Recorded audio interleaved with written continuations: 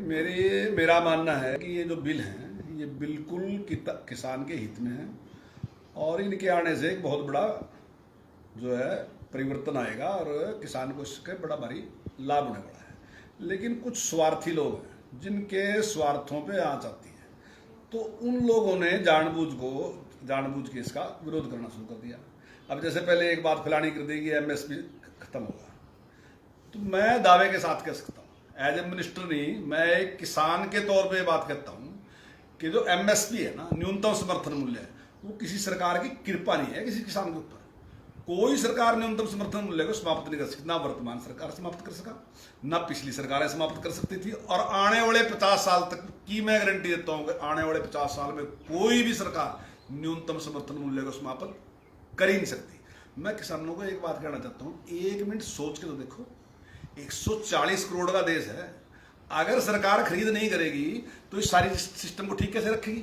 रख ही नहीं सकती। लेकिन मैं एक बात और कहना चाहता हूं कि न्यूनतम समर्थन मूल्य जो है ना, वो कोई बढ़िया बात नहीं है। न्यूनतम समर्थन मूल्य लास्ट की चीज है।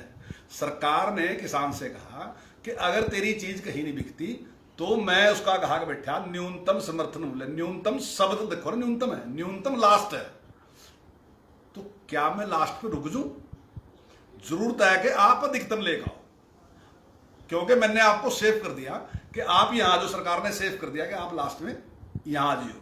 लेकिन इससे पहले ट्राई करो, उड़ो ना, उड़ान भरो, जहां तक जा सकते हो वहां तक जाओ, तो जरूरत इस बात की है। लेकिन आने वाले पिछले 20 साल में न्यूनतम समर्थन मूल्य ही अधिकतम मूल्य बन गया और सबके सब ने मान लिया कि यही मूल्य लास्ट है। अब सरकार एक विकल्प लग रही है कि नहीं नहीं, ये ठीक नहीं है आपके लिए, ये तो न्यूनतम है, आप इससे आगे बढ़ो ना। और इसके लिए उसने एक ओपन मार्केट की कि भी एक मार्केट हम खोल देंगे, उस मार्केट में आप ट्राई करो, आप अच्छी चीज पैदा करो, आप बढ़िया चीज पैदा करो और आप उसके अच्छे दाम लो। तो आप पहले वहां ट्राई करो ना।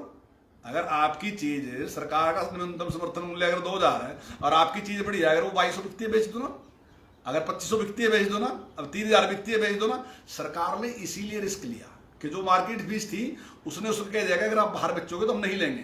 यानी कि सीधा 60-70 रुपए का तो फायदा वही है क्या किसान को? 60-70 रुपए का फायदा तो क्योंकि व्यापारी उसमें की जो बची है उसको ज्यादा पैसे देगा, तो 60-70 रुपए का तो फायदा वही है। वो केवल उत्साह के लिए दिया कि आपका उत्साह बढ़ेगा और आप अपनी चीज को बेचोगे, ऐसा ऐसा मार्केट डेवलप होगी और आपकी चीज ज्यादा रेट पे बिकेगी।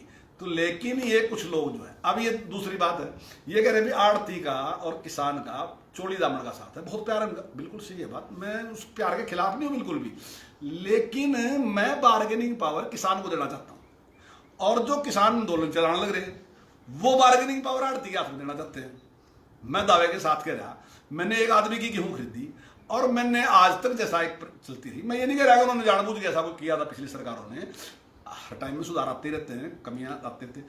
तो वो पेमेंट मैंने किसान की जो पेमेंट थी वो मैंने आड़ती को दी।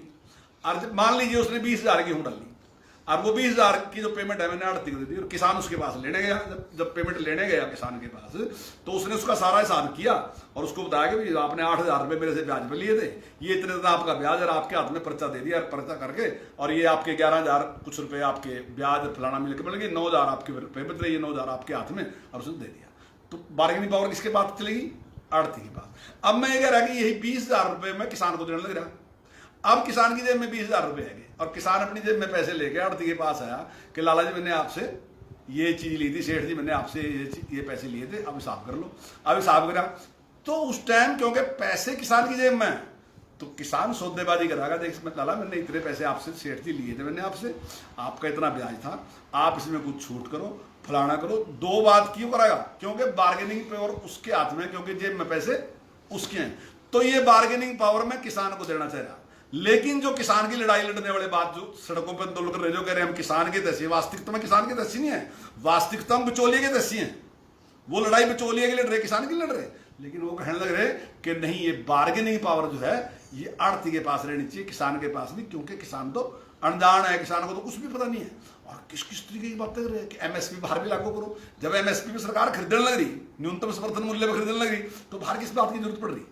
तो ये सारा का सारा जो है पूरी तरीके से एक षड्यंत्र है। कुछ हताश लोग हैं, जो हताश लोग इकट्ठे गए और वो किसान को बदल रहे हैं, अपनी राजनीतिक रोटियां सेकना चाह रहे। वास्तविकता में किसान का कोई हित नहीं है। ये बिल 100% किसान कहते हैं।